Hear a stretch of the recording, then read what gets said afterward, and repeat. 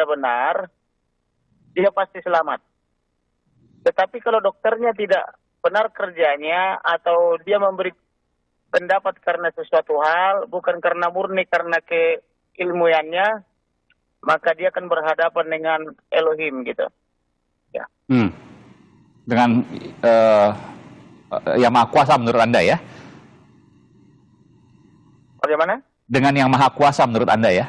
Dia akan berhadapan dengan Tuhan Elohim pencipta langit dan bumi. Okay. Kalau dia membuat suatu pendapat yang bertentangan dengan keilmuannya dan bertentangan dengan fakta. Baik. Karena saya sudah menitipkan 2 orang dokter dan ahli medis, dan hasil penglihatan mereka selama otopsi sudah saya notariskan. Jadi kalau mereka mengatakan sesuatu yang berbeda dengan yang sudah saya notariskan itu, ya, berarti di sini ada kebohongan, kan begitu. Iya, saya juga sudah melihat dari otopsi itu yang kedua. Menjelaskan berapa peluru yang ditembakkan, dari mana arahnya, tembusnya kemana, dan bagian-bagian tubuh mana saja yang terkena peluru. Kemudian dia juga harus bisa menjelaskan kenapa ada darah di lipatan kaki, di belakang dengkul. Dia juga harus menjelaskan kenapa ada lubang peluru di engsel kaki kiri. Kemudian di kanan. Kemudian kenapa ada luka di bahu? Kenapa ada luka di bawah mata dan di atas mata kanan? Iya. Kemudian kenapa jari-jarinya patah-patah? Nah, itu yang saya mau tanyakan. Soal jari, karena terlalu banyak ya kalau kemudian dia periksa satu persatu. Saya ingin tanya. Kalian sebagai jurnalis harus bertanya, harus betul. detail. Iya, saya ingin bertanya soal fokus dulu soal jari. Disebutkan oleh dokter forensik yang memeriksa otopsi kedua, Bung Kamarudin, adalah karena lintasan peluru. Meskipun tadi saya tanyakan kepada Pak. Nah, berarti kan karena ini teorinya adalah ya, apakah mungkin lintasan peluru tanpa luka, hanya patah? Itu pertanyaan. Nanti kita praktekkan kalau memang itu penyebabnya adalah serpihan peluru. Makanya saya minta kepada penyidik supaya dilakukan rekonstruksi. Betul enggak jari-jarinya itu patah-patah akibat serpihan peluru? Betul enggak lengan kiri itu patah gara-gara peluru, kan begitu? Sejak kapan peluru bisa mematahkan, kan begitu? Nah, betul enggak apa itu lipatan kaki kiri itu ada rembesan darah akibat peluru? Peluru dari mana? Kan harus bisa dijelaskan. Oke. Saya tanyakan ke Pak Ito. Pak Ito, ini pertanyaan yang menarik. Sejak kapan Pak Ito membuat terang, tapi membuat malah tambah rumit, kan begitu? Iya.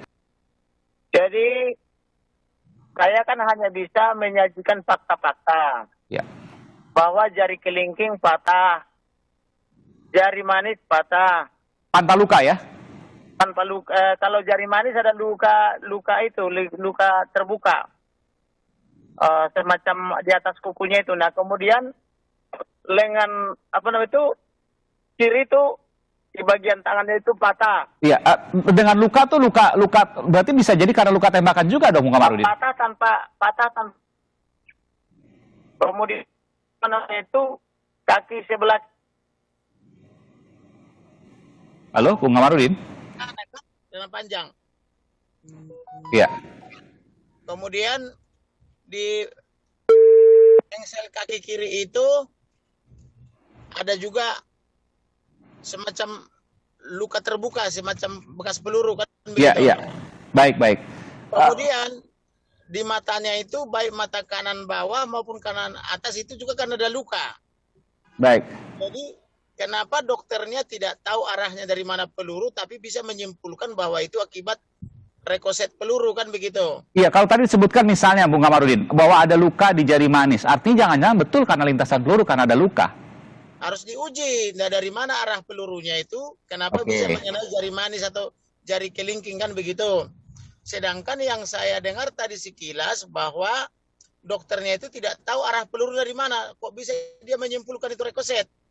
Nah, kemudian kenapa di lipatan kaki kiri dia pakai celana panjang atau diduga pakai celana panjang, kok ada rembesan darah? Itu rembesan darah akibat rekoset dari mana, kan begitu? Nah, jadi waktu yang menguji, maka saya katakan sudah banyak saksi palsu atau orang memberi keterangan palsu, tidak lama lagi dia langsung meninggal dunia. Maka saya katakan kalau mereka kerja profesional, mereka pasti selamat. Tapi kalau mereka ada karena menerima sesuatu lalu membuat pendapat seperti itu, maka dia berhadapan dengan Elohim, kan begitu. Oke, Ya. jadi Ya. ke depan ini kan udah nggak mungkin ada otopsi ketiga. Yang ada adalah pengadilan. Jadi semua nanti akan dituangkan dalam pengadilan. Anda akan membela di pengadilan terkait dengan apa yang mudah Anda yakini dan Anda dapatkan. Tidak tampil di pengadilan karena yang tampil di pengadilan itu adalah jaksa mewakili korban. Ya, ya. Saya hanya menghantarkan perkara ini sampai dengan P21 tahap 2. Betul. Tetapi yang mau saya katakan adalah bahwa fakta-fakta yang dilihat dan didengar oleh matanya dokter yang kami utus maupun ahli kesehatan itu sudah tertuang semua dalam akte notaris. Apa yang mereka lihat, apa yang mendengar sudah dituangkan. Termasuk juga dokter tadi saya dengar tidak menjelaskan kemana pankreasnya, kemana empedunya, kemana kantong kemihnya tidak dijelaskan. Sedangkan menurut dokter yang mengamati mewakili keluarga itu pankreas, empedu dan kantong kemih kan tidak ditemukan. Kemudian dokter forensik juga katanya saya dengar tadi karena saya kan lagi di Polda Sumatera Utara dinas ya, tidak menjelaskan juga mengapa otak bisa ada di dada, tidak ditemukan di kepala, kan begitu.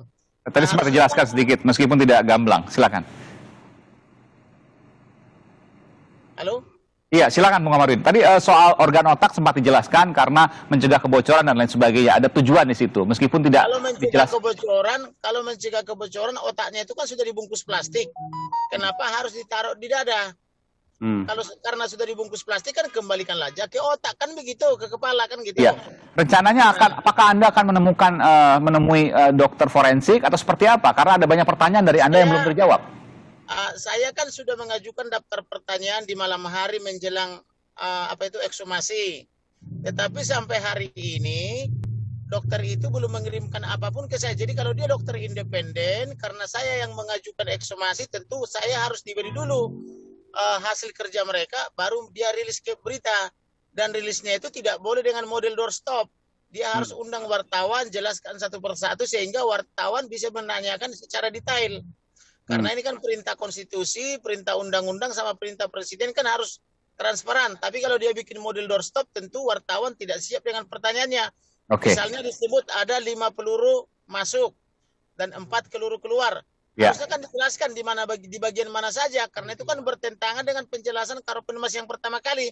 Karopenmas pertama kali menjelaskan Baradae menembak 5 kali, kena 4 kali kan gitu. Ini sekarang hasilnya jadi 5 peluru kan gitu, 5 lubang kan begitu, 4 keluar, 5 masuk kan begitu. Berarti ini jadi tambah pelurunya 1 kan dibanding yang hasil otopsi yang pertama kan begitu. Jadi ini dokternya itu dia harus memberikan hasil kepada saya dan mengundang wartawan secara transparan. Tapi kalau dibilang nanti di pengadilan, kenapa dia rilis sedikit-sedikit?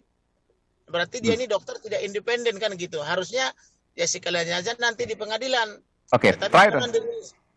Jangan dirilis sedikit, tapi wartawan tidak boleh nanya kan begitu. Baik, Pak Ito, apakah ada kewajiban dokter forensik pada saat otopsi misalnya menyampaikan ke pengacara terlebih dahulu lalu kemudian mengumumkan? Ada kewajiban karena yang memohon otopsi ulang kan saya atas nama keluarga. Bahkan saya juga waktu itu udah berjanji udah menyiapkan uang berapa ratus juta untuk membiayai dokternya, tetapi kan mereka bilang tidak mau terima uang dari saya, tapi dia pilih terima uang dari negara. Padahal saya tidak mau membebani negara toh. Nah, karena saya yang memohon, maka serahkan dong hasilnya ke saya. Kan begitu. Serahkan juga ke penyidik hasilnya. Ini baru namanya dokter independen, tapi kalau dia hanya memberikan kepada penyidik saja, itu namanya dokter dependen.